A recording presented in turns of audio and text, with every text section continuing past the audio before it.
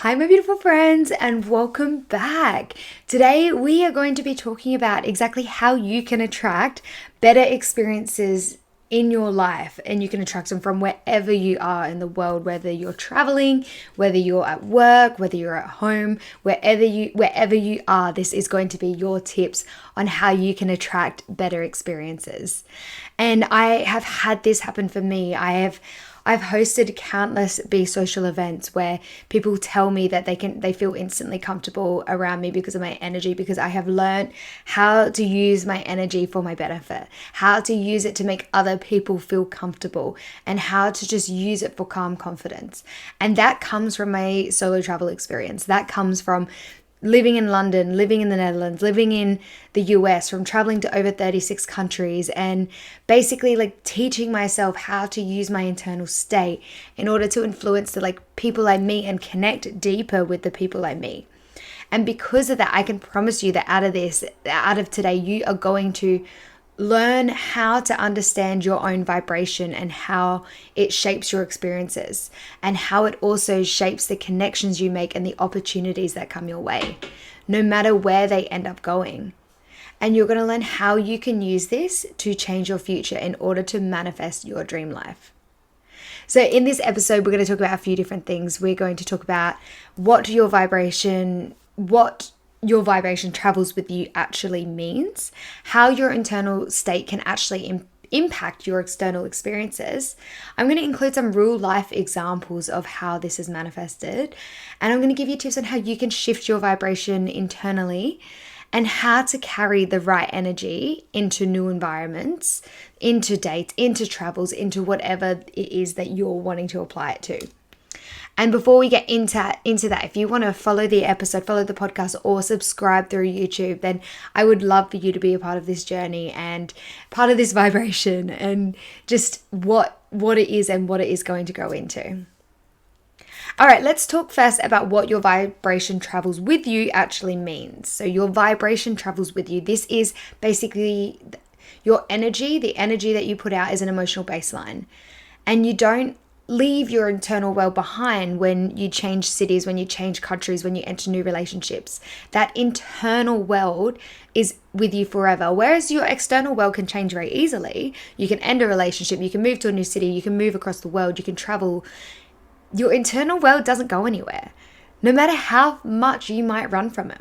So when you try and run from your internal world instead of actually working through it, that's when you affect your vibration and you have much more negative vibrations coming out.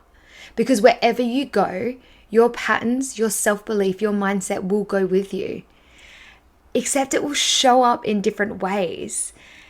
Just ways that you may not expect to see it. And I had this happen for myself. I had this issue with basically constructive criticism, like receiving criticism, but also how to deal and communicate with people who were very aggressive in their communication style. And I had this before I moved to London, and then I moved to London and it kept coming to me in different forms. It came to me in a housemate form. It came to me in someone I was working with. And it basically forced me to face what was happening on the inside for me, because I'd moved overseas. I'd went to London and I was still seeing it happen.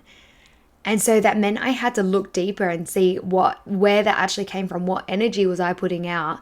What vibration was I putting out? What was it reflecting back to me that I needed to work on? Because otherwise what would happen is you just keep attracting the same scenarios. It just keeps happening again and again, but with different people, with different situations.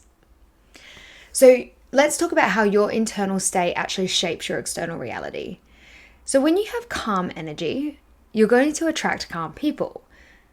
And that is because you're going to notice those people. So think of it this way, like when inside you are feeling very calm, naturally you gravitate towards people who are similar.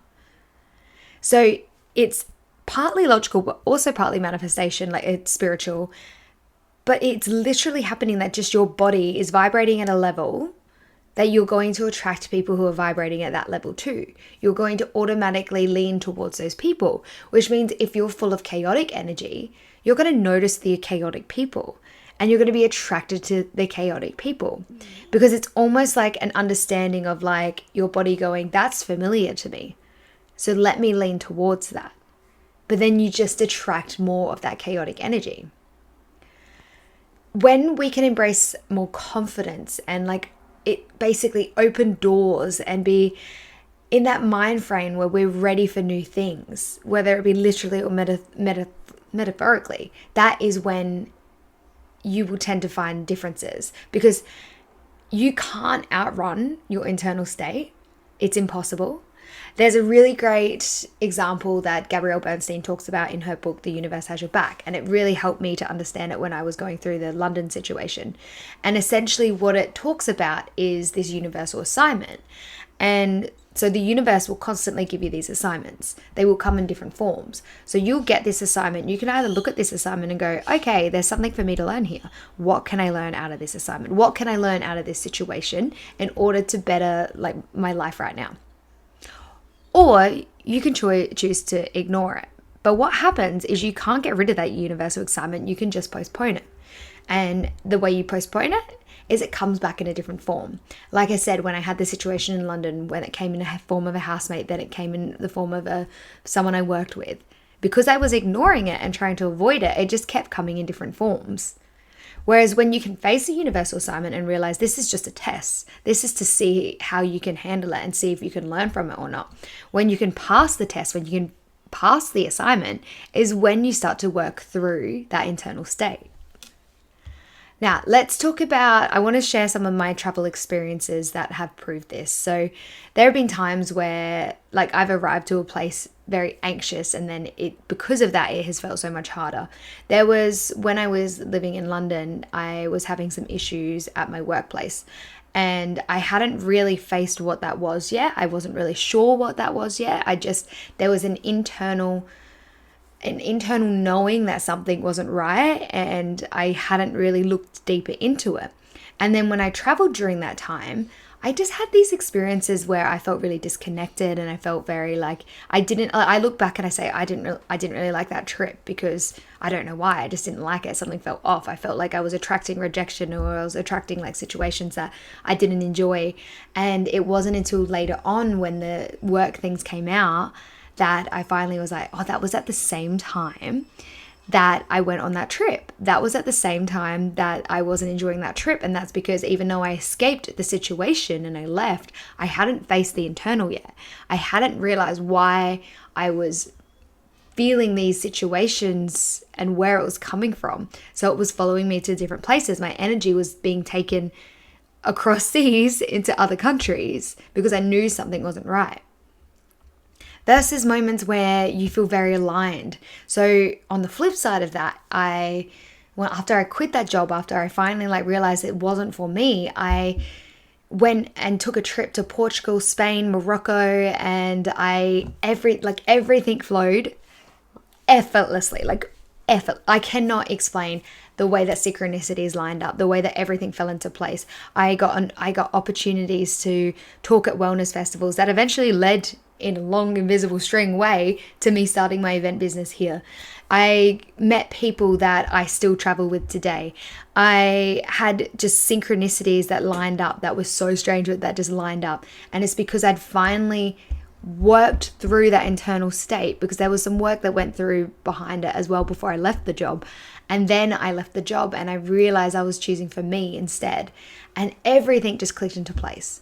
Or another time I went to San Sebastian in Spain, and it was just one of those trips where nothing major happened, but I just felt so aligned and at peace.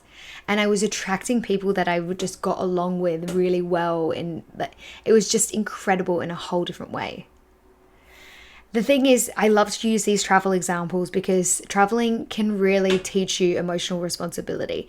It can really teach you how important it can be to work on that internal state. Because when you travel, you're going through these situations that aren't easy.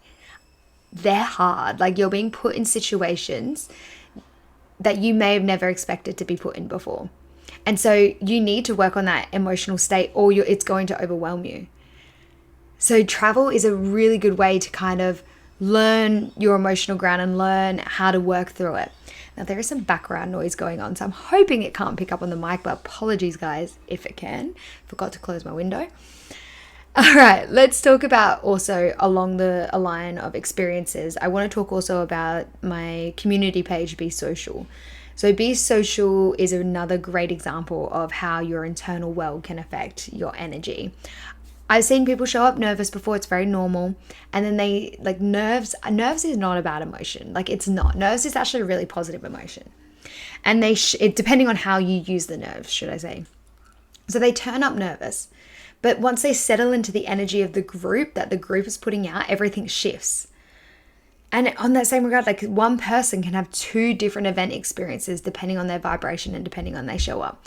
If they show up exhausted and disconnected, which I have done to an event before, and I just didn't really connect with anyone, and I just felt very like distanced, and I don't know, I struggled a lot. And I struggled a lot to really even talk to people, and it was hard because I was hosting the event, so I had to.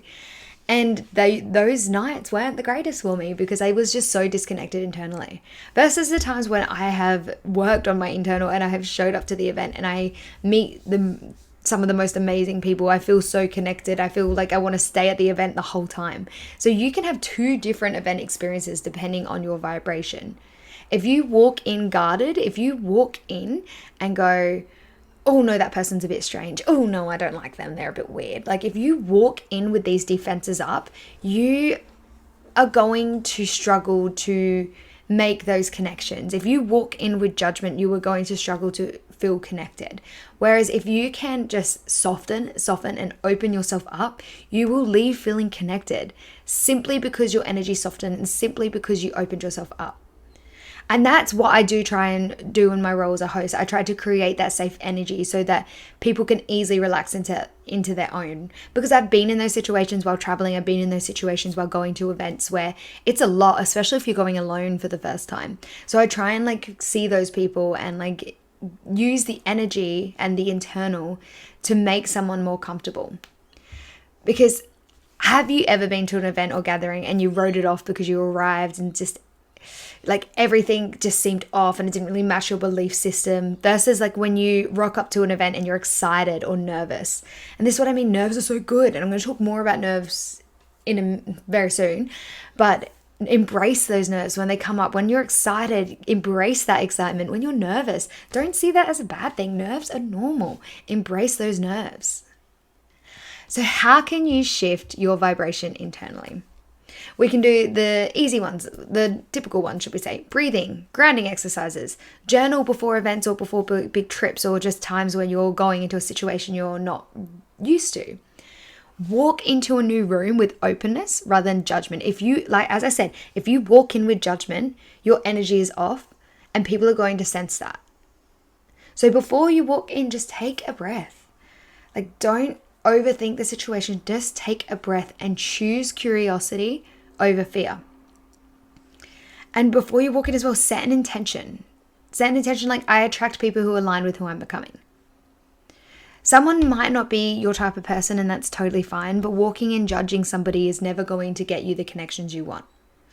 You even just see it a little bit like if anyone's watching Big Brother at the moment, you see it in, there's one contestant who's very like on the outs, and it's because she came in with a lot of judgment for people.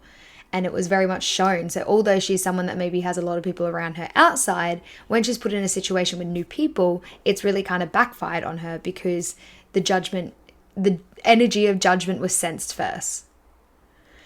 And when I talk about these nerves, like embracing these nerves, this is what I mean. So a piece of advice my mom gave me once has stuck with me. So when I first moved to Adelaide from my hometown, so this is the very first time that I lived away from home. Before I'd ever lived overseas, this was my first big move.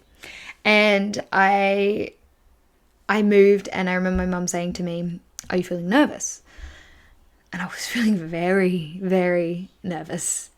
Very nervous. And I was like, yeah, I am. And she's like, "Dana, that's great. Nerves are great. Nerves mean that you're doing something that puts you out of your comfort zone. It means that you're trying something new." And at my point in life, I don't get that very often anymore. And I miss it. I miss those feelings of nerves. So enjoy it while you have it. And when you get those situations, face it. And I took that advice, and when I lived in America for 3 months doing summer camp, I really applied it. And whenever I felt those feeling of nerves, I would do the thing that brought those nerves on. And it made me challenge myself in so many different ways. And it really opened my eyes and it really shifted my energy.